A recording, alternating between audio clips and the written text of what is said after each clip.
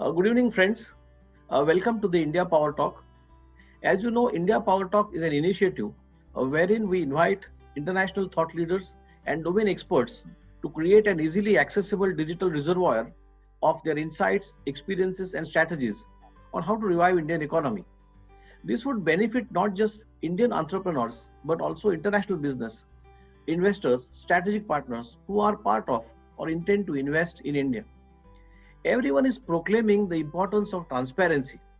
It's mentioned in the Wall Street Journal almost daily, and we hear it promoted in every quarterly earnings of Fortune 500 companies. Governance or transparency may be easy to explain, could be even easier to articulate, and probably the most used phrases to write any vision or mission statement of any corporation or institution. The most difficult task is to put the same in practice. And I guess is the only reason for the collapse of the best of the top organizations in the last decades. To talk on this subject, today we have the founder of the Transparency Task Force UK, one of the fastest growing and increasingly impactful collaborative campaigning community that encourages the financial services sector to be transparent, truthful, and trustworthy. With over 20 years of work experience, he is spearheading purposeful reformatory change in the global financial ecosystem with over 2,500 strong volunteer members around the world who are organized into subject-specific 14 subgroups. Publisher of the Transparency Times, an online magazine, and recently published book entitled Why We Must Rebuild Trustworthiness and Confidence in Financial Services and How We Can Do It. Governor of UK's Pension Policy Institute and a fellow of Royal Society of Arts, frequent speaker on corporate governance at conferences and symposia around the world. He has particularly fond memories of a conference about corporate governance at which he spoke last year in Pune, India, which by chance led him to a journey of discovery into the wonderful wisdom of Mahatma Gandhi. Let me welcome a truly distinguished Andy Agathangelou, founder of the Transparency Task Force, London, to the India Power Talk. Welcome, Andy. Let me begin by asking you a quick overview on the scope and objectives of the Transparency Task Force. May I first of all say how pleased I am to be with you today, Nitin. Thank you very much indeed for giving me the opportunity to talk to you and your members today. The Transparency Task Force has a very wide remit. Our mission is to encourage ongoing reform of the financial services sector as a whole so that it serves society better. And what we are doing is basically building an international institution that is dedicated to helping ensure that consumers around the world are being treated properly and fairly by the financial services sector. I see. Okay, great. If I may ask you, Andy, what was your original motivation for creating the Transparency Task Force, and how did you really get it off the ground? I mean, what inspired you to work towards ensuring financial transparency? I mean, it's such an abstract subject. It is, and I think the story behind the Transparency Task Force is quite interesting. I'm 56 now, Nitin, but I've worked in the financial services sector all my life. And when I was in my early 20s, on 3 separate occasions, I witnessed conduct that was not very professional. I witnessed things happening in the companies I was working for that was not really good for the customer. And I reported this in the appropriate way to the compliance officers for the companies I was working for. And unfortunately, the response was that they really didn't mind that much about what was going on because it was making a lot of money. And this led me to have quite a tainted view of the quality of the culture within not just the companies I was working for, but perhaps in the financial services sector as a whole. And to begin with, Nitin, those ideas made me feel quite angry towards the individuals that were perpetrating the bad conduct. But as I grew older, I gradually realized that what was happening as a consequence of the way the financial ecosystem works. It was happening because of the incentives and the pressures and the culture that was at play. But basically, the cultures were all about maximizing sales, maximizing revenue, maximizing profit. And it really kind of didn't matter too much to some people where the corners were being cut that would ultimately be at the expense of the customer. And I really was not very comfortable with this at all. And on many occasions, I thought about leaving the industry, but I chose not to. I persevered. And as time went by, because I started to have a better understanding of the dynamics at work, including the poor governance within these companies, I decided to give a speech about all this on the 6th of May 2015. I remember it very well. And this speech on the 6th of May 2015 was the first time I really properly articulated the idea that the financial services sector, and in particular the way it is governed, needs to be changed. It needs to be fixed. The speech landed very, very well. I spoke about the idea of improving governance, improving culture, improving leadership, and all these sorts of things. And the speech led to people congregating around the idea of beginning to build a community of people who shared my belief that the finance industry is so important, it has to be properly governed. One thing led to another. I ran a symposium on the 7th of October 2015, another date I remember very, very well. And after that, Nitin, people came up to me afterwards volunteering to be part of this community, or perhaps even this movement that I was trying to create to bring good people together to help change the system. So that's how it all got off the ground, and it's been a roller coaster ride ever since. But I guess now your mission is not just restricted to financial service sector, but across the corporate world and also the other institutions and even the governments, I guess.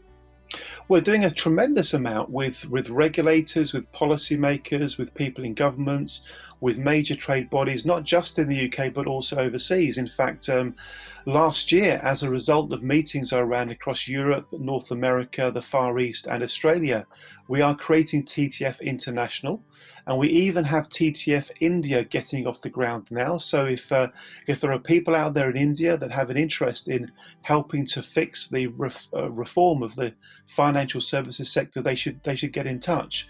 But our primary focus is financial services. That's where we are targeting our energies.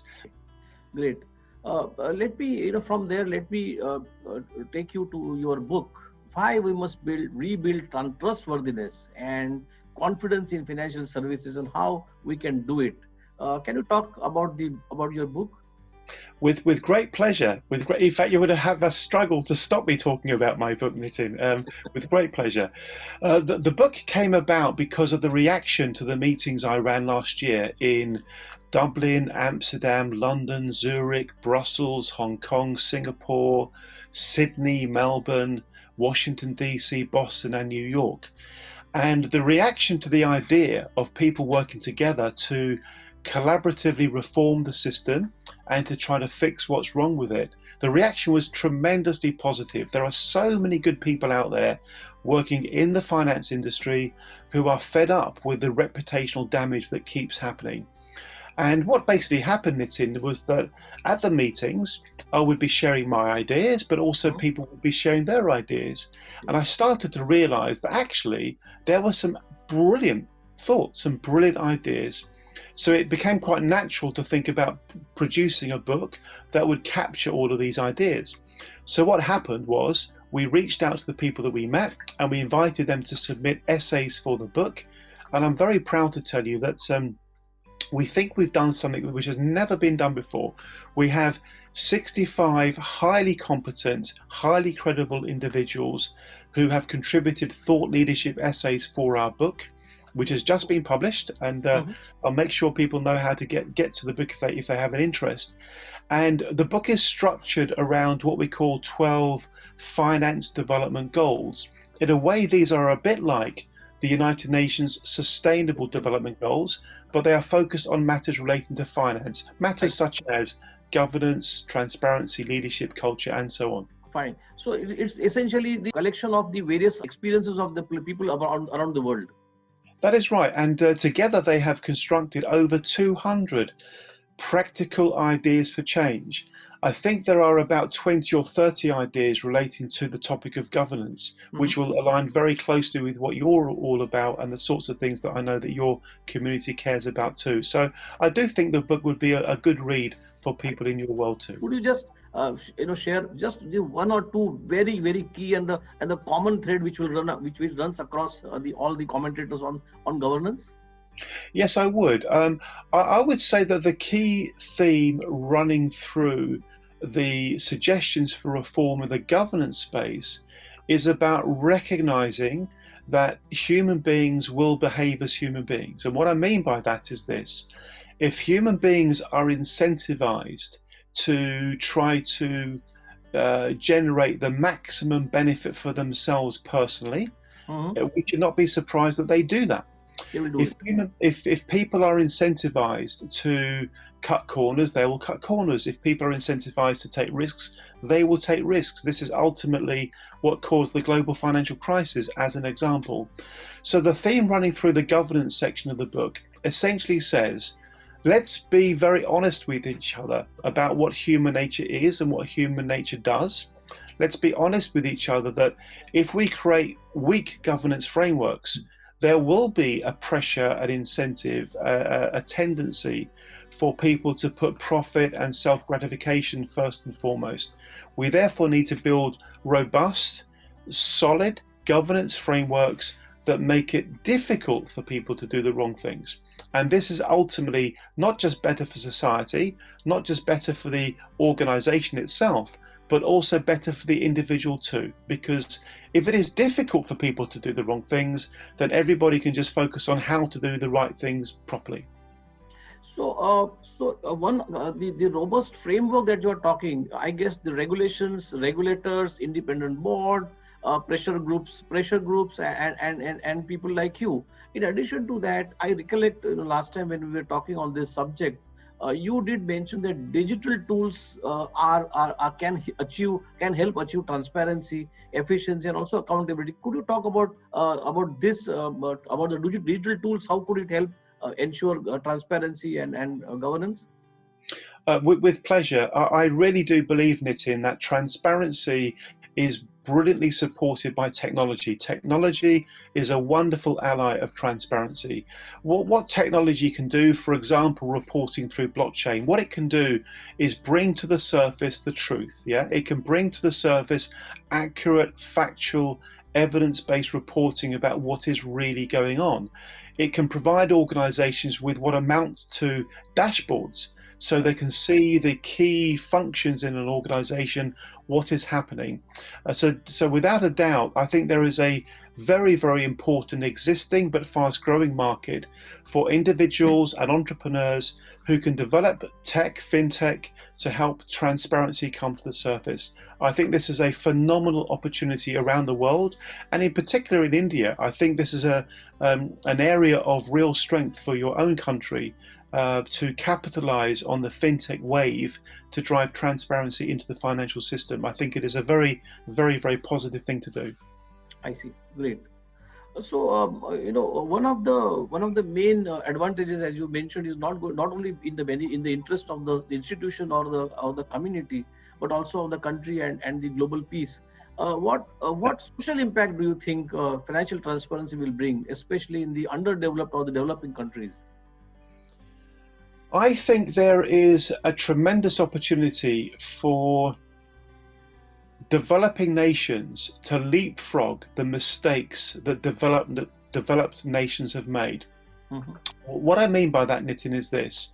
I think there is absolutely no reason why, because of technology, countries that are not as developed today can very quickly accelerate the progress towards transparency and the world of commerce. Mhm. So I think that transparency creates a more competitive, open, free market.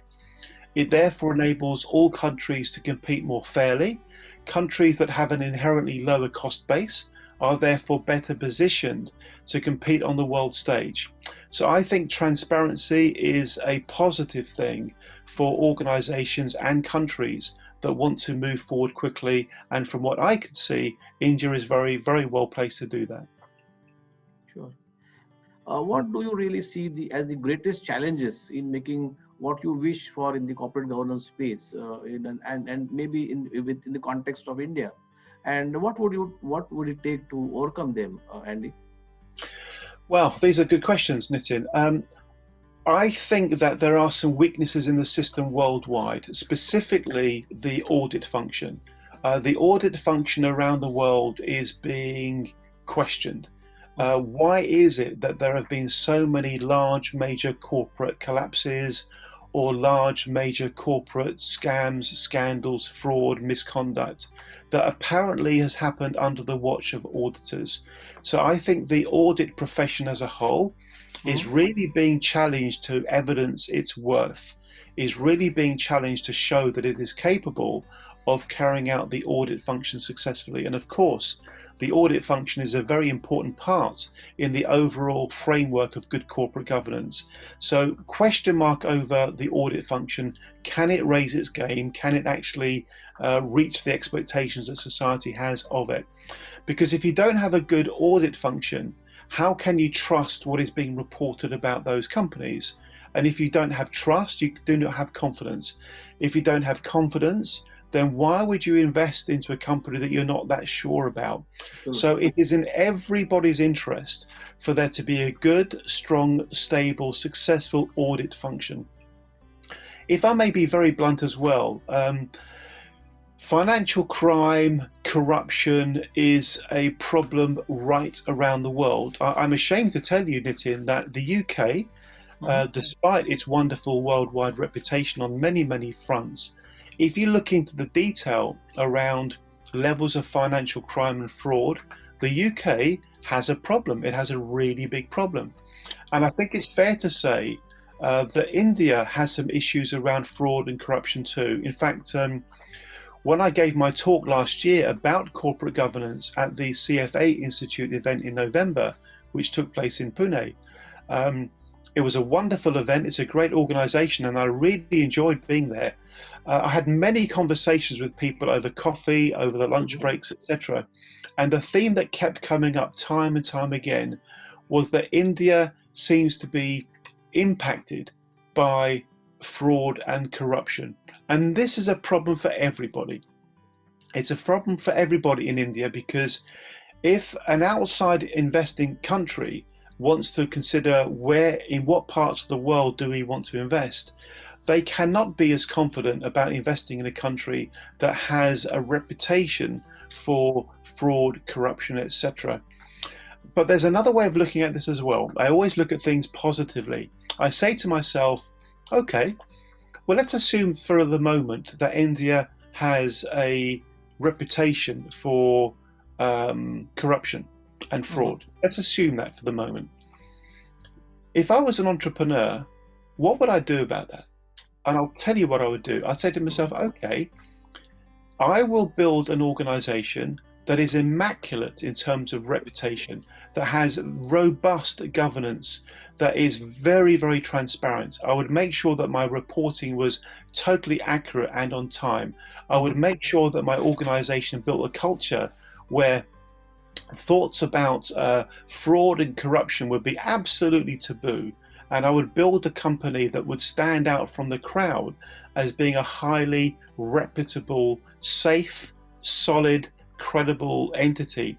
And because of that, I'm going to be running a very successful company. Why? Because people who operate within a company that's doing good and working in a good way feel proud, the productivity is high, morale is high, the culture is positive, and even more important, and you know what I'm going to say, companies that are safe and sound are exactly the kind of companies that people want to invest into, whether that's money from inside India or coming to it from North America, the Far East, from Europe, from the UK. There's a direct correlation. We say this: transparency, truthfulness, and trustworthiness are all commercial virtues. So I would say to entrepreneurs in India, capitalize on the fact that there may be questions about the credibility of some of the reporting and some of the issues around fraud and corruption by building an organization that stands out from the crowd by being absolutely on the game when it comes to being transparent and being properly governed. So my expectation is that the tolerance for subpar governance and subpar stewardship and management of capital is going to evaporate. No longer are people willing to tolerate this kind of activity. So there's no choice anymore. If you're going to build something, build it properly, build it on solid foundations with good ethics, good standards, good leadership. It will last a long time. It will make sustainable profits healthily with very, very low risk. And ultimately, the entrepreneurs behind those sorts of organizations are going to make themselves not only very wealthy financially, but have a sense of wealth in their heart and in their soul, that they are doing something which is profoundly positive for society. That's the kind of value system that me and you and people that follow your organization are very much tuned into. This is something which is worth fighting for. It's worth talking about. It's worth driving change around. It's worth mandating for progress. And that's why I believe that we're so well aligned, Nitin. Andy, globally, there are billions of small, medium, and startup enterprises, which includes around 6.5 million in India, and which will grow, I guess, because of pandemic. There are a lot of layoffs and people have lost jobs, so they all would join the bandwagon of startups, I guess, or some kind of SME or MSME segment. Now, these companies are hungry of capital and technology. What would be your message to them for survival and growth? I recollect last time you mentioned that there is a lot of opportunity for these companies to be financially transparent and really build their brand around the transparency and governance. I think you're absolutely right, Nitin. You really are. The harsh reality is this. Unless you're particularly creative and unless you have found something new to take the market, it's very likely that all of those aspiring entrepreneurs are going to be competing in competitive markets where, when all is said and done, the difference between their product and their competitor's product is probably not very much. The difference between their service and their competitor's service is not very much either. So you then ask yourselves, around what sorts of things can you truly differentiate? And you can differentiate in terms of the culture of the organization.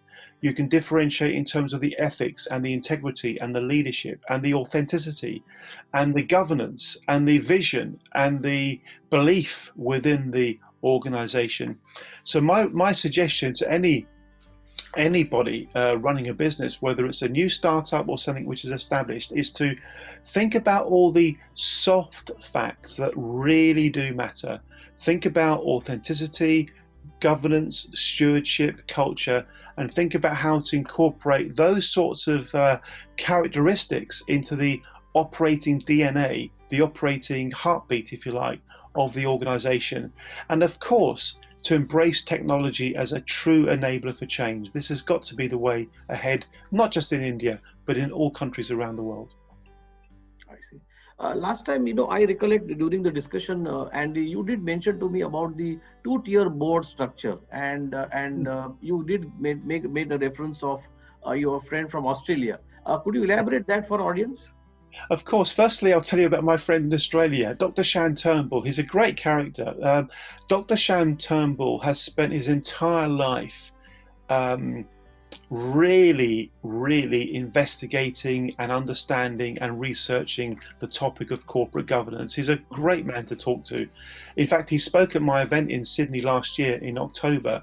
And when he spoke, I was blown away by his ideas. He basically talked about power in organizations. He talked about the fact that unless the power balance was balanced, you would have an organization that was focused too extensively on maximizing profit in the short term.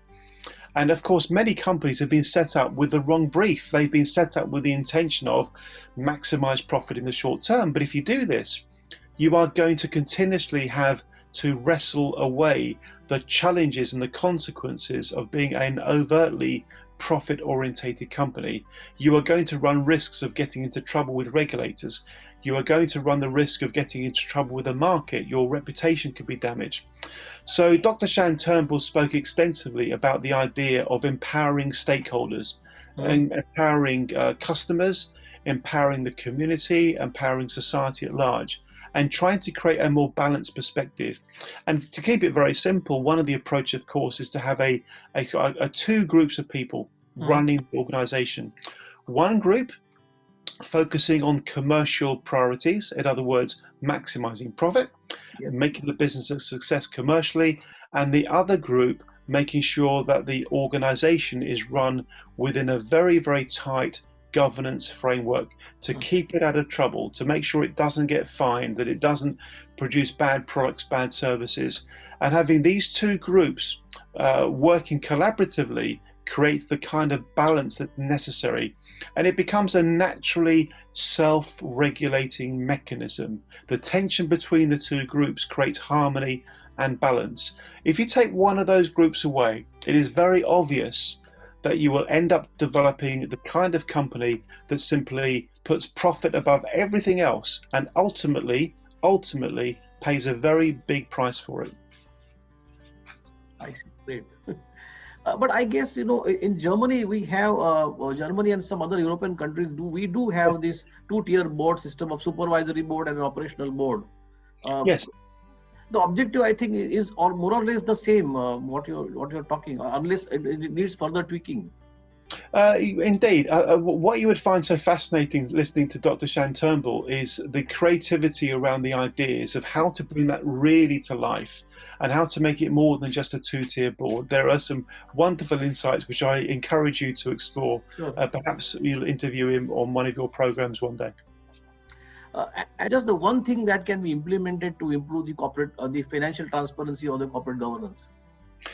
I would most definitely say that the really cute, intelligent thing for organizations to do is to make the purpose of the organization clear and to make sure the purpose of the organization is more than and bigger than simply profit.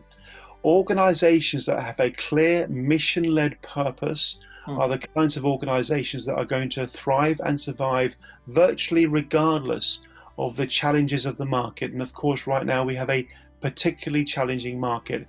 I am absolutely confident, Nitin, that an organization that has spent time and effort defining its purpose beyond maximizing profit is the kind of organization that has every reason to face the future with tremendous confidence.